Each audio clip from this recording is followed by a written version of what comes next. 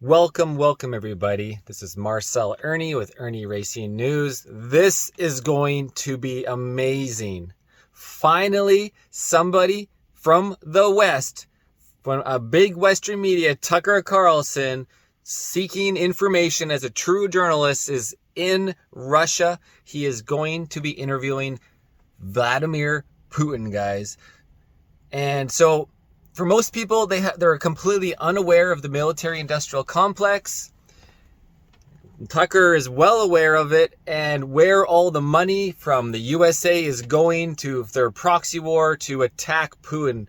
And Ukraine is slaughtered in the process. Nobody cares about Ukraine, not the US, not NATO, not much of anybody actually cares about the million soldiers that were just slaughtered in the meat grinder thanks to the military-industrial complex.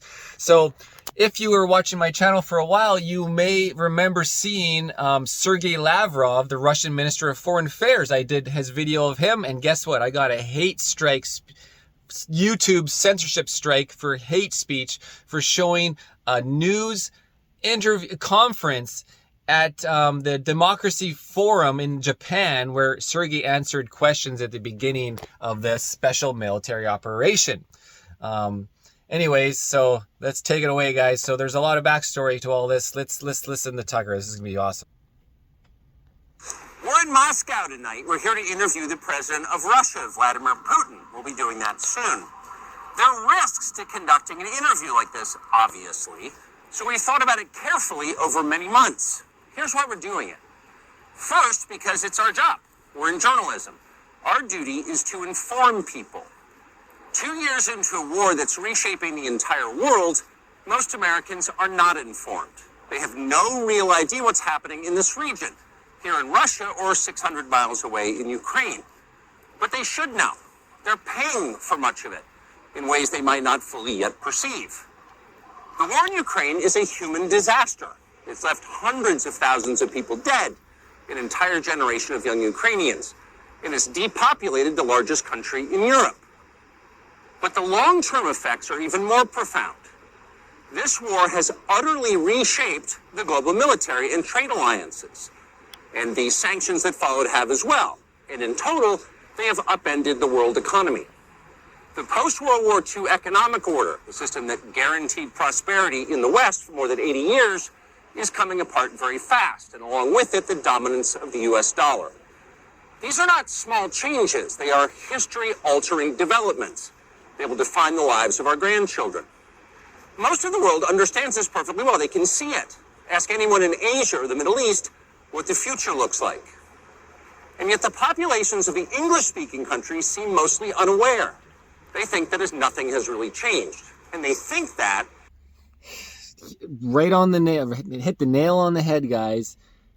The people that just keep voting liberal over and over and over because that's what their dad did and that's what their mom did and their granddaddy did, and or NDP is I don't want to vote liberal, but I want to support NDP, support the Workers' Party a little more. Well, they're all fake now. They're all actually extreme fascist terrorist organizations, and nobody can see that except for maybe you guys and me. Because no one has told them the truth. Their media outlets are corrupt. They lie to their readers and viewers. And they do that mostly by omission. For example, since the day the war in Ukraine began, American media outlets have spoken to scores of people from Ukraine, and they have done scores of interviews with Ukrainian President Zelensky. We ourselves have put in a request for an interview with Zelensky, and we hope he accepts. But the interviews he's already done in the United States are not traditional interviews. They are fawning pep sessions specifically designed to amplify Zelensky's demand that the U.S. enter more deeply into a war in Eastern Europe. And exactly, pushing the military-industrial complex. More money, more of your taxpayer money thrown away to never be recouped, to no achievement. You guys got to read or listen to the book 1984. He goes into very detail about this, about all this excess money could help save humanity. It could make people's lives better, but they don't want that. They want you to be in a perpetual state of poverty. They don't want you to just have just enough, because they're going to send $15 trillion for the military industrial complex, when that money could have fixed the world. And they create these superstructures that, essentially like superstructure islands of the military, whether it's aircraft carriers, etc., which are obsolete in a few years, and they have to build a new one. So there's all the excess money. If there's never going to be an end to war. Everybody's in a perpetual war. Pay for it. That is not journalism. It is government propaganda. Propaganda of the ugliest kind, the kind that kills people. At the same time, our politicians and media outlets have been doing this, promoting a foreign leader like he's a new consumer brand. Not a single Western journalist has bothered to interview the president of the other country involved in this conflict, Vladimir Putin. Most Americans have no idea why Putin invaded Ukraine or what his goals are now. We've never heard his voice. That's wrong. Americans have a right to know all they can about a war they're implicated in, and we have the right to tell them about it because we are Americans too. Freedom of speech is our birthright. We were born with the right to say what we believe. That right cannot be taken away no matter who is in the White House. But they're trying anyway. Almost 3 years ago, the Biden administration illegally spied on our text messages and then leaked the contents to their servants in the news media. They did this in order to stop a Putin interview that we were planning. Last month, we're pretty certain they did exactly the same thing once again. But this time, we came to Moscow anyway. We are not here because we love Vladimir Putin. We are here because we love the United States, and we want it to remain prosperous and free. We paid for this trip ourselves. We took no money from any government or group. Nor are we charging people to see the interview. It is not behind a paywall. Anyone can watch the entire thing, shot live to tape and unedited, on our website, TuckerCarlson.com. Elon Musk, to his great credit, has promised not to suppress or block this interview once we post it on his platform, X, and we're grateful for that.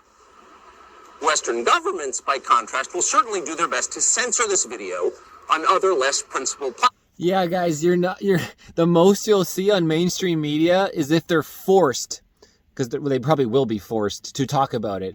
It's just like my thing with Conrad Herbs. If I didn't have 500,000 to 1 million views of the first 3 Conrad Herbs videos where I'm being harassed for possible political reasons by Herbs after the Freedom Convoy, then Castanet Media and all these areas, they wouldn't have done an article about it. They wouldn't have contacted the RCMP superintendent, corrupt bastard, and have him say that, oh, we support our officer doing this thing. He doesn't have to give identification. Oh, yeah, blah, blah, blah, blah, blah, right? What was that, McDonald or whatever? And so let's continue.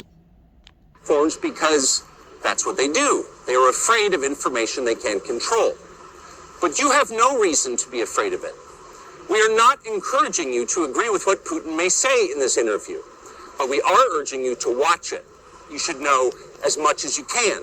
And then, like a free citizen and not a slave, you can decide for yourself. Thanks. It's so funny that actually Tucker has to do this video and mention that very thing. It's like, you can interview people you don't agree with, because it's kind of like the Democrats have destroyed that. If they don't agree with you, you're censored. If they don't agree with you, you're racist. If they don't agree with you, you're whatever name they can come up with, right? Think right back to after World War II. You know, what are these things you can't talk about? You know, they censored, anything to do with the Holocaust. They censored anything to do with anti-Semitism. It's created as a way to shut you up. How many of you people have seen videos of Adolf Hitler? How many of you guys have actually seen his speeches?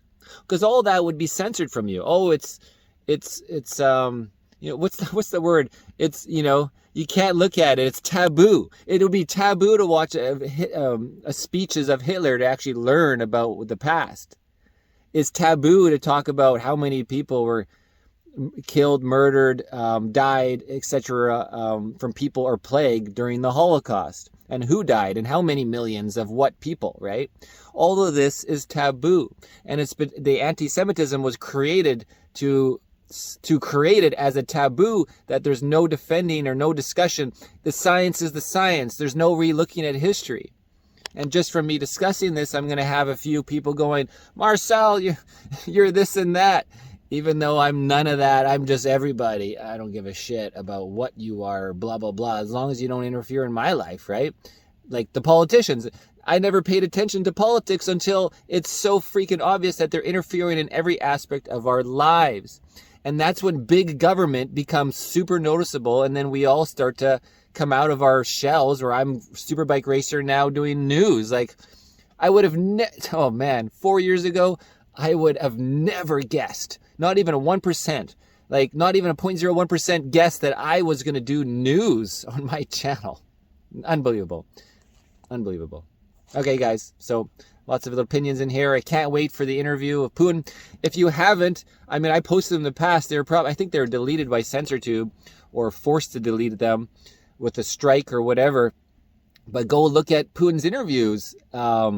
He talks straight plainly. It's not like Joe Biden reading a speech from a piece of paper. He talks from his own experience, his own knowledge. It's something we all want to see. And he talks about the West and the ideologies, like the ideologies of the sex and the trans and all this, when it shouldn't be front and center about a huge political debate for. And he just talks about how the West is killing itself. It's like a virus that eats itself. It's eating the host, right? Irnieracing, guys.